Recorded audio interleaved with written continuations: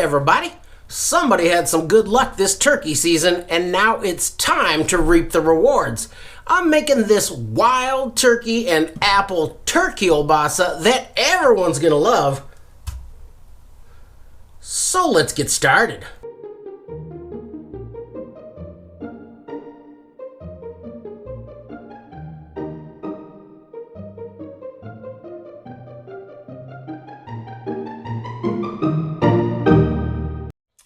Springtime is turkey time, and for a lot of us, turkey season is the kickoff for the next 6 or 7 months of playing outside. And I got me a dandy tom to get things started off right. It just took a few scratches, and this big boy came in hot and ready. Unfortunately for him, he stumbled into a bit of an ambush and ended up coming home with me. Now, even though this one has been meticulously plucked, I'm just going to end up stripping the meat off of the bone, so I could have skinned it and saved myself a lot of effort, but I wasn't sure what I was going to do with this guy, so he got plucked just in case I wanted to do a whole bird. So I'm going to break him down, I'm going to cube up all the meat, and then I'll pop it in the freezer and go have some tacos while that meat firms up a bit for the grinder.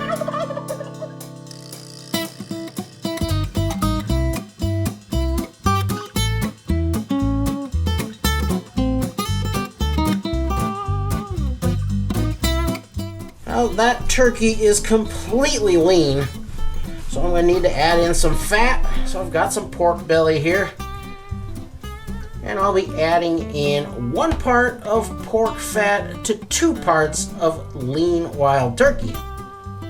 This belly is not particularly fatty, but I do have some other real fatty scraps in the freezer that I can go and add into this.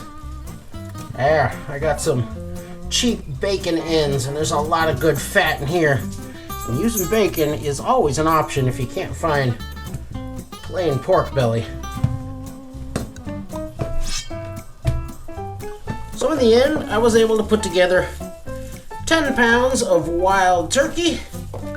So I threw in 5 pounds of that fatty pork. So I'm doing a 15-pound batch today. I'm just gonna kind of toss this stuff together, then we'll run it through the grinder.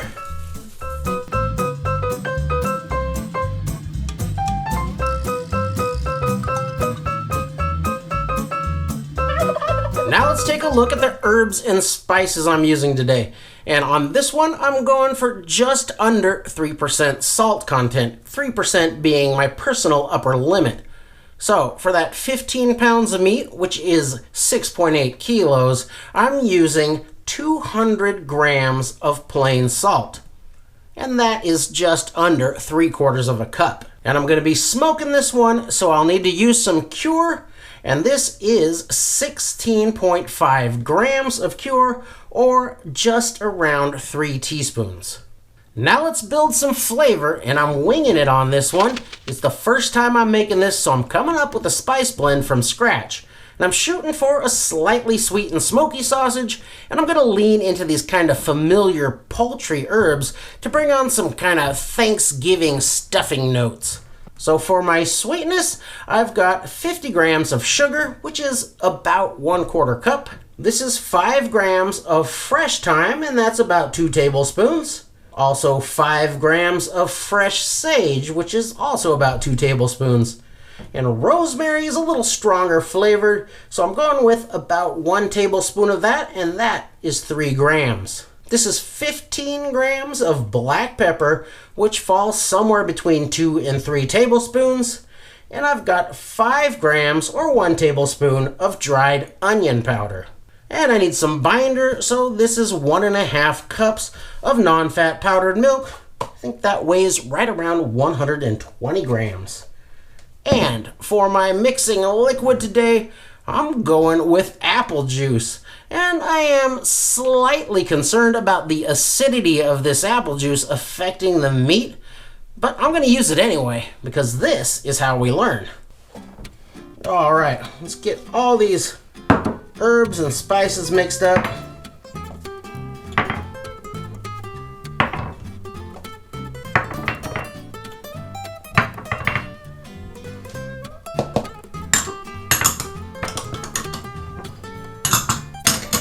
I'll go ahead and I'll actually put the cure in there today. Usually I dissolve that in the liquid, but it's not really going to make a difference.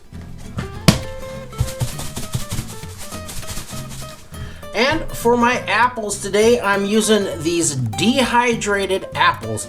And I actually just pulled these out of the dehydrator today, and I'm using dried apples like this for their concentrated flavor. But I also don't want little wet spots in the finished sausage where chunks of fresh apple would have ended up sitting. If this recipe comes out good the next time I do it, I'll just throw them into the grind.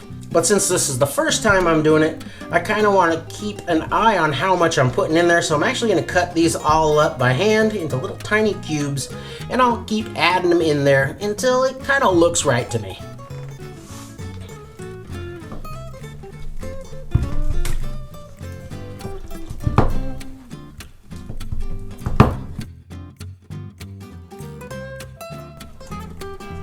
Oh, that's much nicer. I'm breaking in a new mixer on this one, friends. I've avoided it up until now because this is a specialized piece of equipment that the casual sausage maker probably doesn't have. And I want these recipes to be as accessible as possible to the home sausage makers out there. But I got a busted up hand, and hand mixing is tough work for healthy hands. So I had to submit to nature and get the mixer. I guess that's what you get from handling your sausage too much. So let's get this thing loaded up and try it out.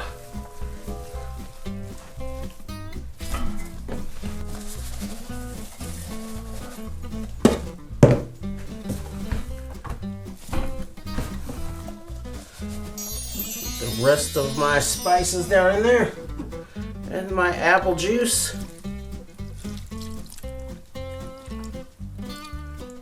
And this should not take very long with the mixer. I just want to mix it long enough till it gets nice and sticky.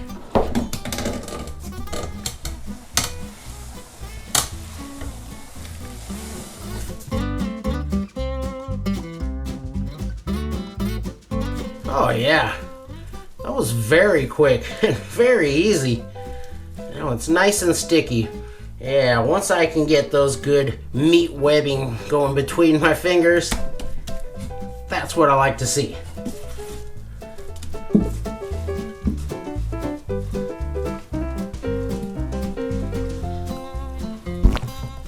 All right, now you guys know the drill.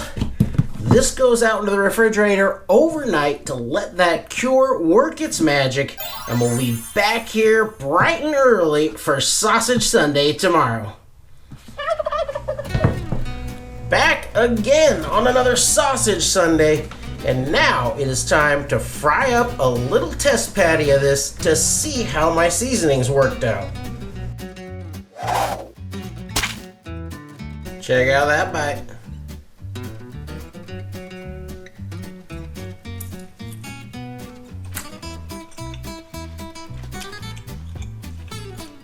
It's pretty tasty.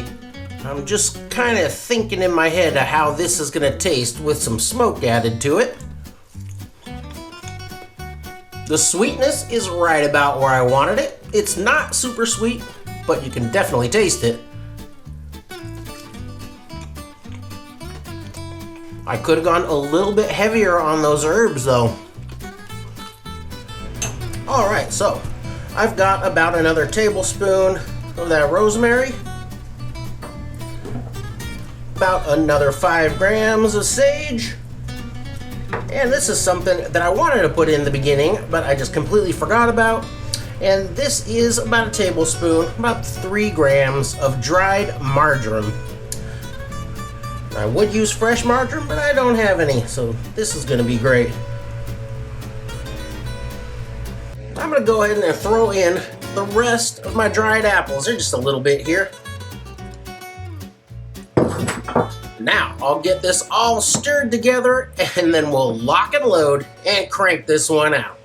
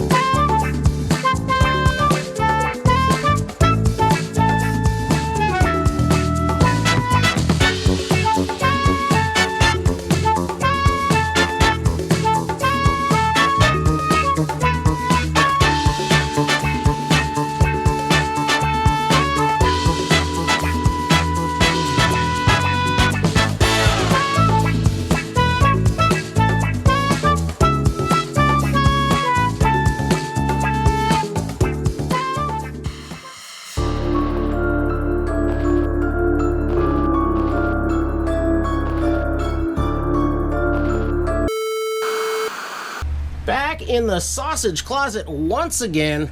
We're starting our drying phase out here. Get those casings nice and dry and ready for some smoke. And that's going to be an hour-long hang here at room temperature with the fan going on underneath for some good air circulation.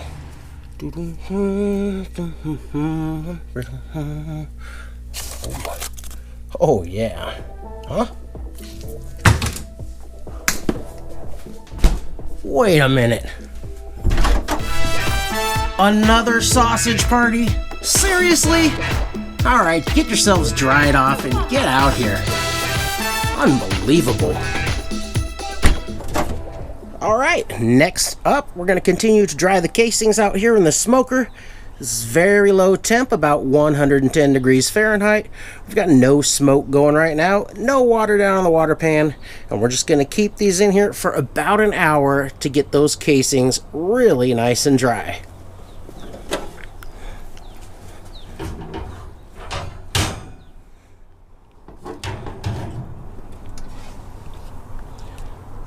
Alright, these casings are nice and dry now, so it's time to start the smoking. And all the smoking is going to happen at temperatures down below 165 degrees Fahrenheit. Above that, the outside of the sausage kind of cooks, and it's not going to let smoke penetrate. It's just going to kind of collect on the outside, and that is not what we're looking for. So now I'm going to raise the temperature of the smoker. I'm going to get some water down into my water pan, the idea being that these dry casings are going to want to soak up some humid and kind of damp smoke. So for my smoking schedule, I'll start at 140 degrees Fahrenheit for 2 hours. Then I'll raise the temperature to 150 degrees and let them smoke for another 2 hours. And then I'm going to finish these off in a water bath. And you better believe I'm using applewood today.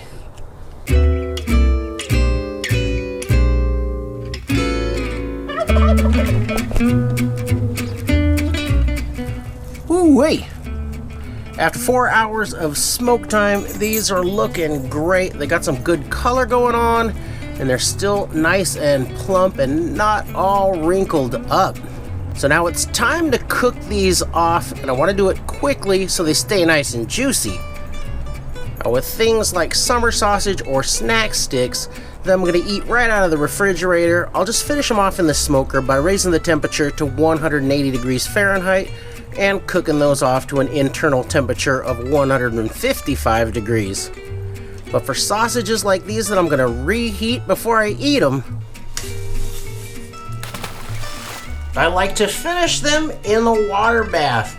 Now this works very quickly, and it gives me a lot more control and precision than I've got out in my smoker. So I've got this bath set to 175, and I'm going to cook these off to an internal temperature of 155, and I'll keep track of that by popping a probe down into one of these. No! And with this circulator, I can set it right to 155 or 160 and just not worry about it at all. But it's getting kind of late, so I'm using a little bit higher temperature, and that's going to get them done a little bit quicker. And you don't need a circulator like this to do this. You can do this right on the stovetop with a big pot and a candy thermometer to watch the temperature. Just don't overcrowd the pot and stir them here and there, so you keep the ones on the bottom from getting overcooked before the ones on the top are finished.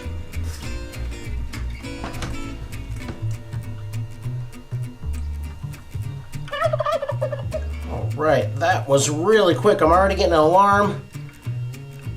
And I am there. I always check with a handheld. Alright, I want to get these in here quickly before they overcook.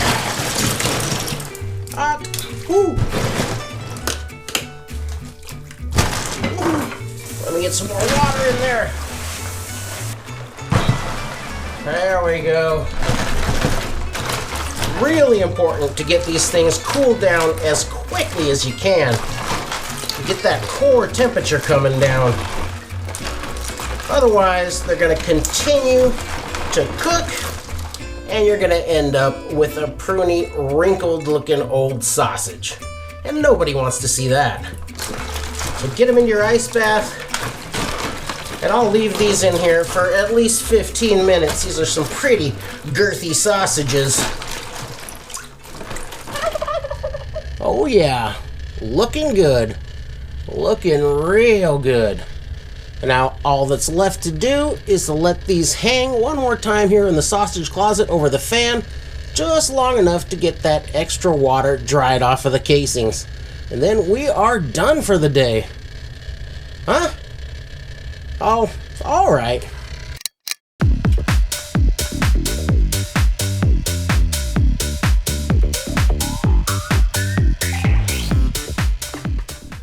All right. It's got a real nice color to it. And it smells of smoke. Let's take a look inside.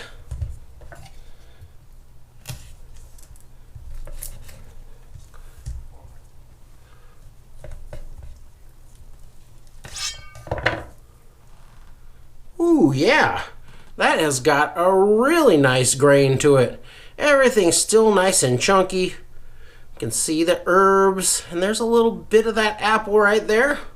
I could try this as is, but I think I'm gonna go ahead and fire one of these up, and then we'll give it a taste.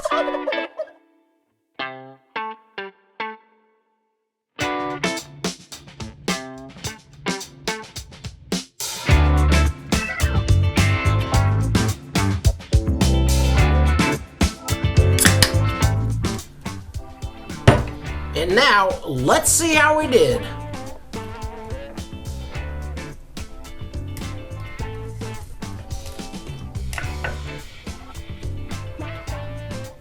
Check out that bite.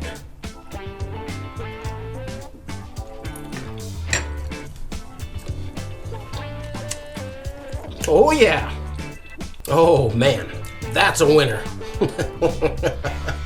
Wild turkey can be a challenging meat to work with. It's completely lean and it's not pumped up with brine like most of the store-bought birds. So recipes for those store-bought birds don't always translate over very well to wild birds.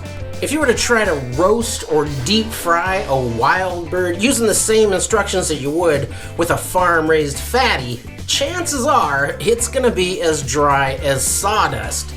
Now the dark meat is also pretty tough and stronger in flavor than the breast meat, but it's very good for making stews and chili. Is chili stew? But as long as you've cleaned and cared for your bird properly after the shot, they taste great. And this is a spectacular way to utilize all of the meat. The sausage is saltier than I normally make them, but it's still at a similar salt level as those grocery store sausages from that certain farm. But the salt plays well with the sweetness, which is very forward in this one. If you want to back the sweetness off a little, you can leave out the sugar and just go with the apple juice, which doesn't seem to have affected the texture of the sausage at all.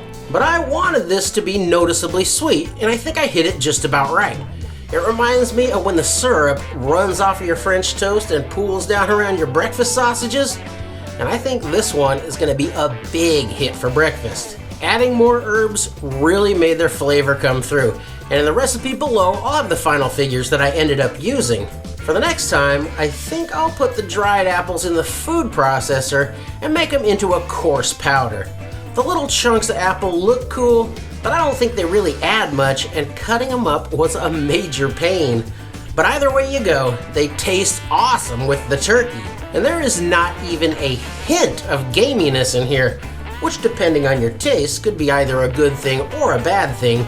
But if you got picky eaters around, they won't even bat an eye at eating this sausage. They're gonna gobble it up. So good luck to all you bird hunters out there, and even if you can only get your hands on a store-bought bird, I really hope you try this, and I know you're gonna love it. Thanks for watching.